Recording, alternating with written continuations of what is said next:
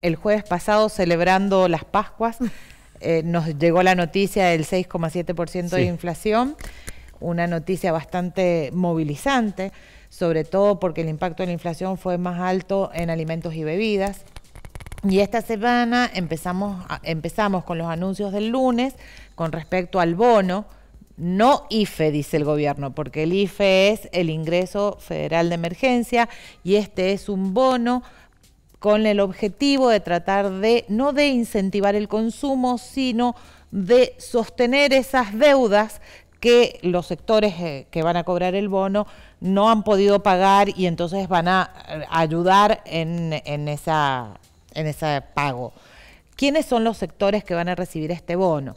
Este bono es un bono de 18.000 pesos que está dividido en dos cuotas y los que van a recibir son los monotributistas correspondientes a la categoría A y B, es decir, a las más bajas categorías, los trabajadores no sindicalizados, es decir, aquellos que no tienen un gremio que luche por sus derechos, claro, y también aquellos sectores que no cobran, las trabajadoras domésticas y aquellos o trabajadores domésticos, porque se ha incluido en el sector de trabajo doméstico a un grupo de varones que está empezando a prestar esa tarea oficialmente, y a los trabajadores que no tienen ingresos. Entonces, todo ese grupo cobraría este bono es de 18.000 pesos en dos cuotas.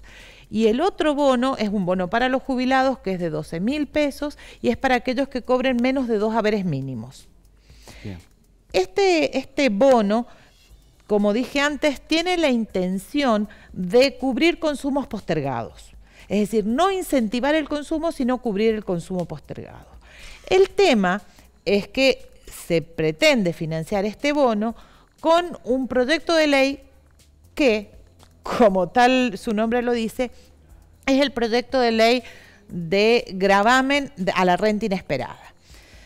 ¿Cuál es el problema, digamos, de este proyecto de ley? Primero, que es un proyecto, tiene que iniciar su trayecto para la aprobación por la Cámara de Diputados, que es la que tiene la potestad de aprobar los proyectos de tipo impositivo. Segundo, es para la renta, va a gravar la renta del año 22, o sea que recién va a cobrarse en el año 23. Por lo tanto, el bono tiene muchos visos de financiarse otra vez con emisión monetaria. Y el problema es que la emisión monetaria está ocasionando en este momento alguna aceleración de la inflación.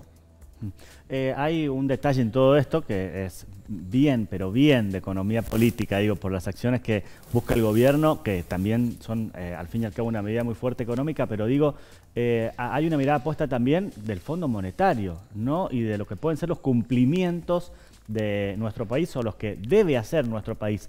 ¿Se pone en riesgo todo esto con este tipo de acciones, de medidas? En realidad, no. En realidad, el fondo ha visto con buenos ojos dos medidas que ha tomado el gobierno. No está tan de acuerdo con el bono, pero en realidad ha representado el 0,3% del déficit público, del déficit fiscal, entonces no compromete en las cuentas públicas. ¿Cuáles son las acciones que ha visto positivamente? Esta ley, este proyecto de ley de renta inesperada y un proyecto de ley que la oposición lo denomina blanqueo, pero que en realidad no es blanqueo, sino la intención del proyecto es la constitución de un fondo que va a formarse o que va a conformarse con el dinero que debería repatriarse de todos aquellos que tienen dineros afuera. Bien. Como sabemos, la Argentina, la falta de confianza de los argentinos en su moneda hace que el argentino ahorre en una moneda extranjera y que rápidamente, cuando puede, saque esa moneda de circulación del circuito local y lo lleve a los bancos internacionales. Si bien los bancos internacionales no pueden denunciar, este proyecto de ley, que no es blanqueo de vuelta, tiene como figura importante la figura del colaborador, de la que han quedado eximidos de aparecer como colaboradores los escribanos, los abogados y los contadores. Esta figura del colaborador es aquel que va a avisar o va a contar que conoce a alguien que tiene un monto importante de dinero o propiedades en el exterior. Estas propiedades tienen un gravamen, si las traen voluntariamente, tienen un gravamen del 20%. Es decir, ese 20% que se va a pagar tiene que ser en dólares y va a empezar a constituir este fondo. ¿Cuál es el problema? El problema es que por la plata baila el mono y entonces podría denunciarse a gente que realmente no tenga. Por eso está planeado también una penalización de 5.000 o de $5.000, desde 5.000 a $500.000, es más o menos la penalización que tiene la información falsa. Bien. Ahora, haciendo referencia al IFE y a esta determinación o denominación en realidad que no es un ingreso familiar de emergencia, pero que en realidad para la economía en la que estamos viviendo sí sirve para paliar dentro de lo que se puede de manera urgente la situación inflacionaria, dio resultados porque justamente este IFE, el 1, el 2 y el 3, surge en un contexto en el cual era para tratar de ayudar a inyectar la economía, teniendo en cuenta que estaba paralizada por una pandemia. ¿Cuáles fueron los resultados para que de alguna manera se instale de vuelta esta posibilidad de que 8.000 argentinos reciban un nuevo IFE, o como lo quieran denominar? En realidad, el IFE tuvo otro objetivo. El IFE tuvo el objetivo de dinamizar la economía. Era una inyección de dinero para reactivar el consumo. En este caso, y por eso calculo yo que no se habla de IFE, sino se habla de bono, lo que se trata es de cancelar deudas. ¿Sí? Se ha detectado que los sectores de menores ingresos o de más bajos ingresos tienen consumos postergados, como se dice en economía. ¿Qué significa esto? Significa que no alcanzan a cubrir la canasta básica. Entonces, se endeudan vía tarjeta de crédito, vía la cuenta del almacén, o sea, por todas aquellas vías alternativas que tienen.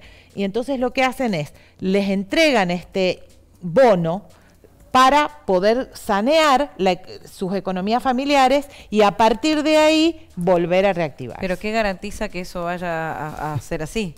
¿Qué garantiza que una persona, claro, que una persona que en este momento justo no está llegando a fin de mes, va a ir a pagar una deuda y no va a ir a comprar o adquirir algún elemento?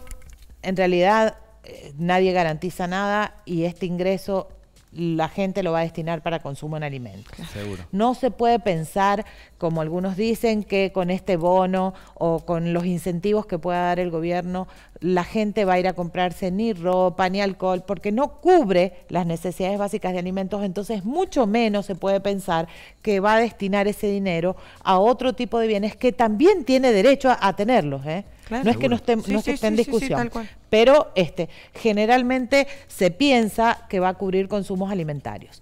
¿Cuál es el problema? El problema es que estos primeros 15 días de abril, la inflación en alimentos que se midió es el 6,5%. Entonces no ha habido una desaceleración de la inflación y el sector que más está creciendo es alimentos y bebidas.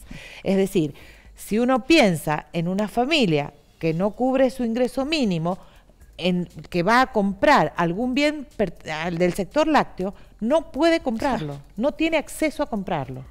Esta es la realidad con la que nos enfrentamos. ¿Está? Y toda esta situación de la inflación, lo que nadie está contemplando es que esta inestabilidad política, que aunque nos parezca que no tiene que ver el Consejo de la Magistratura, la Cámara de Diputados, los nombramientos, las idas y vueltas, los quiebres de bloques, todas estas cosas impactan de lleno en la situación inflacionaria. ¿Por qué? Porque la inflación por expectativas está creciendo permanentemente. Y entonces pone esta situación de inestabilidad, otra vez pone en situación de riesgo a la economía en su conjunto.